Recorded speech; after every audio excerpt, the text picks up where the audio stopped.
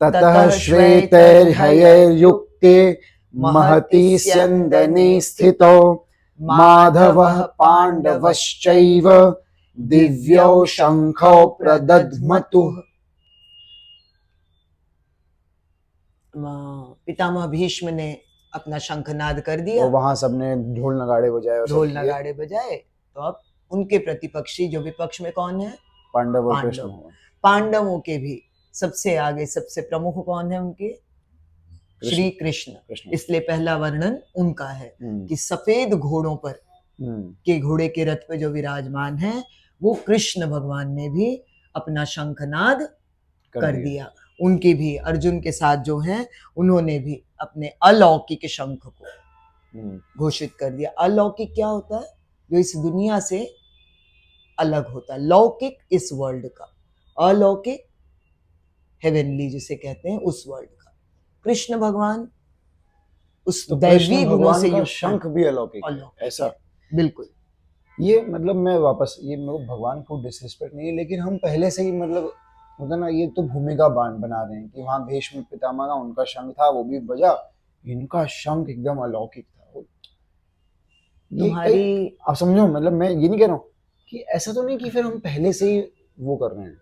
देखो, ईश्वरीय तत्वों में अगर क्रिटिकल पॉइंट पे तुम्हारे जाऊं तो मुझे पता है, मैं समझ रही हूँ इस बात को कि हम हीरो को उसी तरह से कि वो हीरो है और वो दूसरा विलन है, हम वो नायक और खलनायक को पहले से ही प्रेजेंट करते हैं। बट समहाउ होता यही है बेटा, जीवन में भी यही होता है कि हम अपने गुणों से, अपने स्टेप बाय स्टेप, अपने तरीकों से हम प्रूव करते जाते हैं कि हम नायक हैं या खलनायक हैं, हम सही दिशा की ओर हैं या।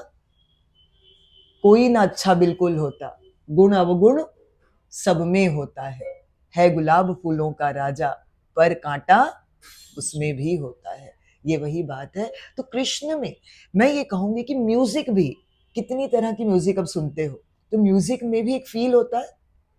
उसी शहनाई को जब शादी के यहाँ बजाया जाता है तो एक अलग बात होती है, और जब उसको दो तुकबंदी में बजाते हैं, युगलबंदी में बजाते हैं और बहुत से तरीकों से बजाया जाता है तो उसके स्वर अलग हो जाते हैं।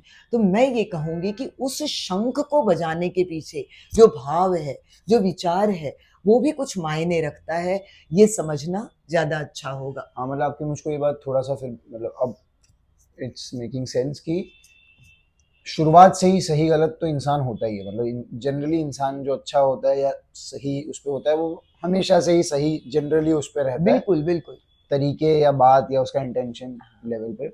हमारे और जो गलत होता है वो ज्यादातर पूत के पांव पालने में ही नजर आने लगते हैं, तो कहीं वो गुण हमें नजर आ ही जाते हैं। इसमें को पप्पा वाली बात याद आती है कि मिर्ची को चाहे कितना भी थोड़ा खाओ वो तीखा सी देगी, और शक्कर को भी चाहे जितना तीखापन है, शक्कर का गुण ही।